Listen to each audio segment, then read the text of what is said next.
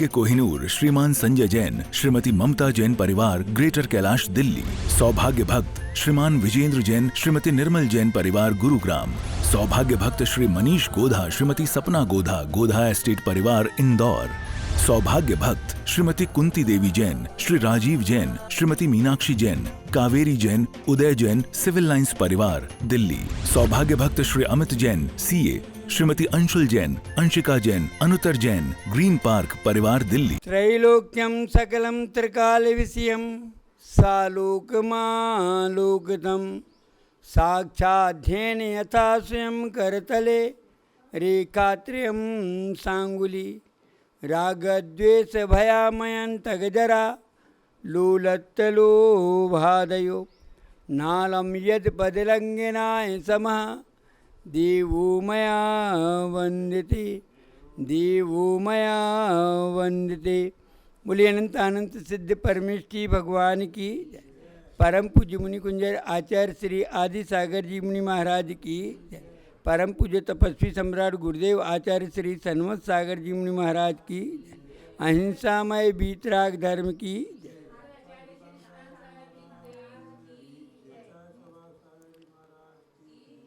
महानुभावों, ज्ञान और चारित्र, ये दो व्यक्ति को महानता देने वाले साधन हैं। ज्ञानी का सम्मान और चारित्रवान का सम्मान सर्वत्र देखा जाता है। चारित्र वाले भी ज्ञानी का सम्मान करते देखे जाते हैं और ज्ञानी लोग भी चारित्रवान का सम्मान करते दिखाई देते हैं। कि जो ज्ञानी हैं, पंडित हैं, वे लोग भी जो मुनि हैं, चारित्रवान हैं, त्यागी वृत्ति है, सज्जन हैं, उनका सम्मान करते। और ज्ञानियों को भी सम्मान प्राप्त होता है, उनको भी आदर सत्कार चारित्रवान दे देते, उनका भी सम्मान कराते हैं। तो सम्मान किसका है? बड़ा कौन है? श्रेष्ठ कौन है? ज्ञानी लोग सम्मान देते हैं चारित्रवान को और चारित्रवान भी ज्ञानियों का सम्मान करते हुए दिखाई देते हैं। तो हमारा जो सम्मान है वो किस कारण से? हमारा ज्ञान का सम्मान होता है कि चारित्र का? ऐसा पुरोहित के मन में विचार आ गया और उसने सोचा कि ब्रह्मदत्त राजा जो है वो मेरा सम्मान ज्ञान के स्तर पे करता है कि चारित्र के स्तर पर करता है। अगर ज्ञान के स्तर पर मेरा सम्मान होता है कि चारित्र के स्तर पर, सदाचार के स्तर पर, किस स्तर पर? क्योंकि ये देखा जाता है कि ज्ञानियों के द्वारा चारित्रवान का सम्मान सर्वत्र दिखाई देता है। चारित्रवान वाले धनवान का करें ना करें ऐसा कहीं नहीं है, लेकिन चारित्रवान लोग भी, सज्जन लोग भी ज्ञानी का सम्मान करते हैं, विद्वान को पूज्य मानते हैं। विद्वान सर्वत्र पूज्यते, ऐसी सूक्तियाँ भी हैं कि विद्वान की सब जगह पूजा होती है और शील चारित्र भी पूज्य होता है। तो मेरा जो सम्मान है वो किस आधार पर है? राजा ब्रह्मदत्त मेरा जो सम्मान करते हैं वो चारित्र के स्तर पर करते हैं कि ज्ञान के स्तर पर करते हैं। ऐसा राज पुरोहित के मन में विचार आ गया। वो देवदत्त पुरोहित सोचता है और उसका निर्णय करना चाहता है कि कैसे किसी से पूछा जाए, राजा से पूछा जाए कि राजन हमारा सम्मान किस आधार पर करते हो, तो राजा क्या कहेगा क्योंकि सभा में चारित्रवान की भी कीमत है और ज्ञानियों की कीमत होती है। इसलिए मैं इसका निष्कर्ष कैसे निकालूं? खूब विचार करता, सोचता है कि ऐसा क्या करूं जिससे हमें मालूम पड़ जाए कि सम्मान किसका है। क्योंकि व्यक्ति का सम्मान नहीं होता है, उसके व्यक्तित्व का सम्मान होता है। और व्यक्ति के अंदर व्यक्तित्व है तो पूज्य। क्योंकि आचार्य कुंद देवी के भी कहते हैं, अष्टपावड़ में कहते हैं कि पूजा न जाति की न कुल की है, न रूप की है, न रंग की है, न श्रावक की पूजा होता है, न साधु की पूजा होती है। पूजा किसकी होती है? साधु की पूजा या श्रावक की पूजा, दोनों ही पूज्य नहीं है।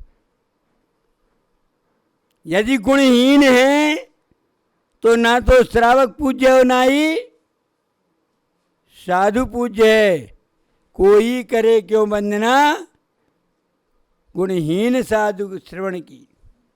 श्रावक श्रवण की कौन करेगा?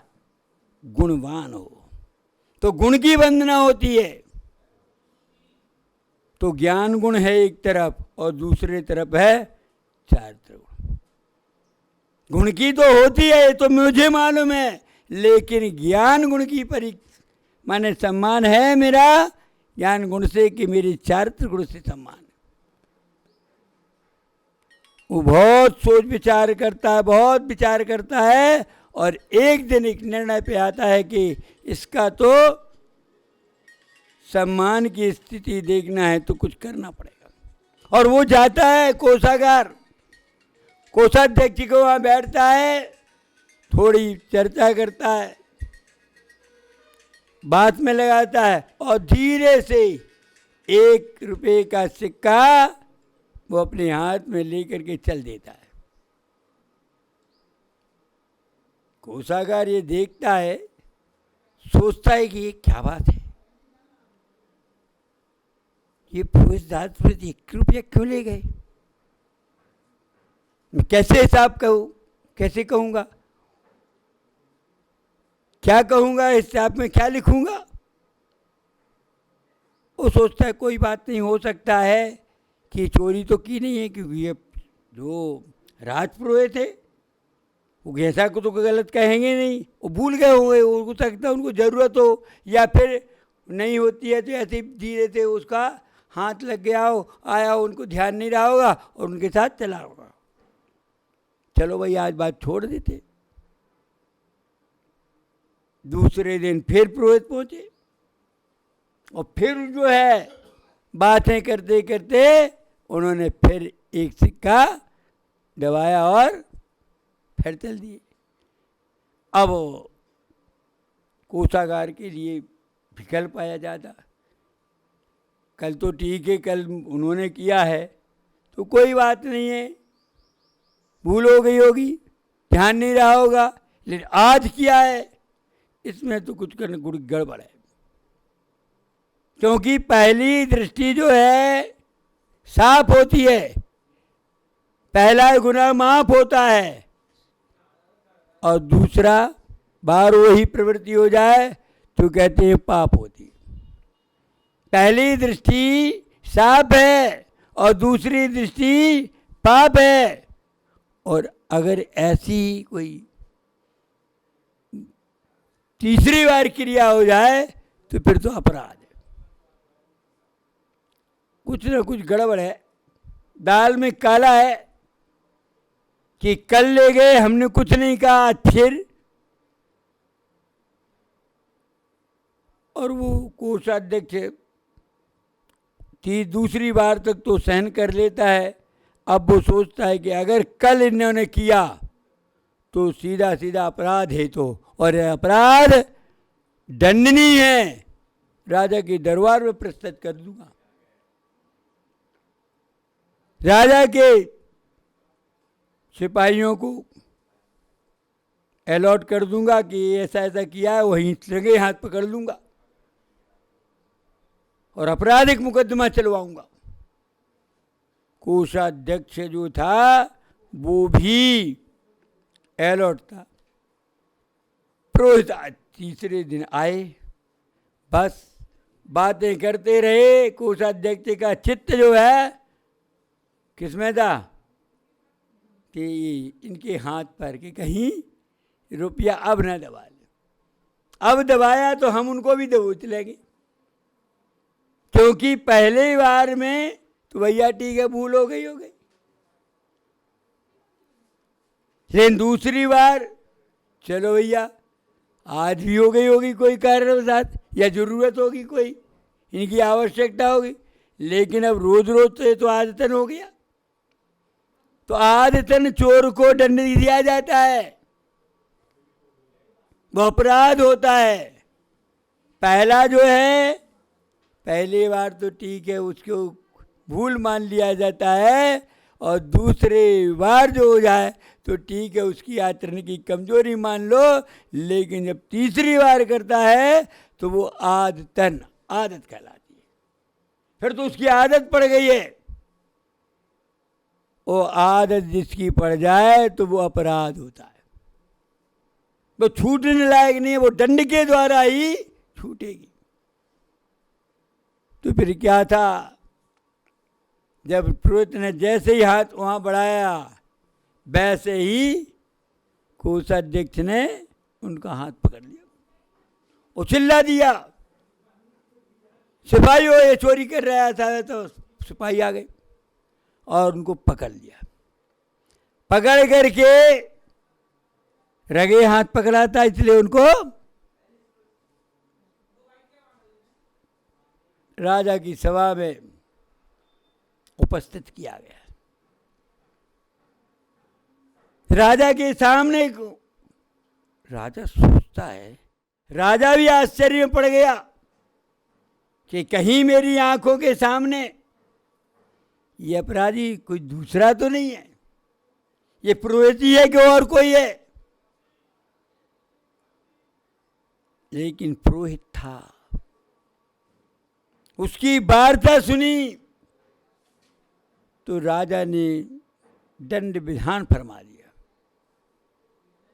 और कह दिया कि इसके 4 अंगुली काट दो।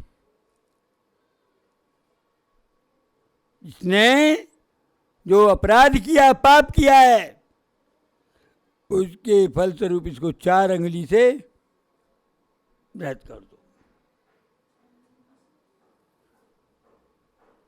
जो पुरोहित था